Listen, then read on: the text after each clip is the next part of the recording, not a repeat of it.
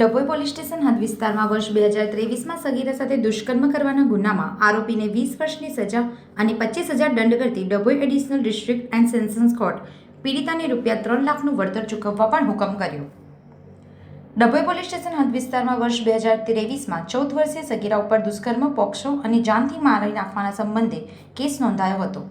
સમગ્ર કેસની વિગતમાં 14 વર્ષીય સગીરાને બહેલાવી, ફૂસલાવી, બોલાવી, મોઢું દબાવી રાખી નવાબ સિકંદર મુલતાની દ્વારા દુષ્કર્મ આચરી સગીરાને કોઈને કહીશ તો જાનથી મારી નાખીશની ધમકી આપી ગુનો કર્યો અને સંબંધનો case Dabhoi additional district and sessions court જજ H.G. વાઘેલાઓના સમક્ષ ચાલી જતા સરકારી વકીલ H.B. ચૌહાણજીની દલીલો અને પુરાવાને ધ્યાને રાખી કોર્ટે નવાબ સિકંદર મુલતાનીની કસૂરવાર ઠેરવી દુષ્કર્મ આચર્યા સંદર્ભે 20 વર્ષની સજા તેમજ 25,000 દંડ અને જાનથી મારી નાખવાના સંબંધે 2 વર્ષની સજા તેમજ 2500નો દંડની સજા એકસાથે ભોગવવા સમાજમાં દાખલો બેસે તેવો ચુકાદો આપ્યો હતો.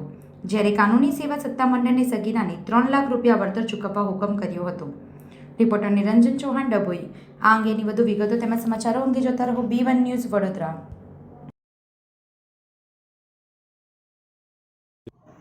આજથી 2 વર્ષ પહેલાં ડભોઈ પોલીસ સ્ટેશન વિસ્તારમાં ફરિયાદીની ભોગ બનનાર દીકરીને આરોપી નવાબ સિકંદર મુલતાની નાઓ બોલાવી તેણીનું મોઢું દબાવી તેણીની મરજી વિરુદ્ધ બળાત્કાર કરી તેણીને જાનથી મારી નાખવાની ધમકી આપ્યા અંગેની ફરિયાદવાળો કેસ નોંધાયેલ.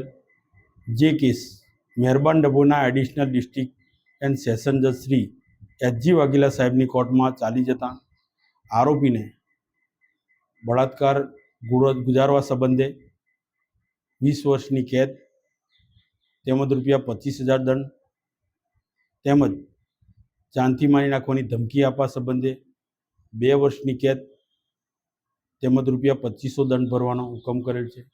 તેમજ ભોગ બનનાર પીડિતા નાઓને ₹3 લાખ સહાય પેટે ચૂકવવાનો જિલ્લા કાનૂની સેવા સત્તામંડળ નાઓને હુકમ કરેલ છે.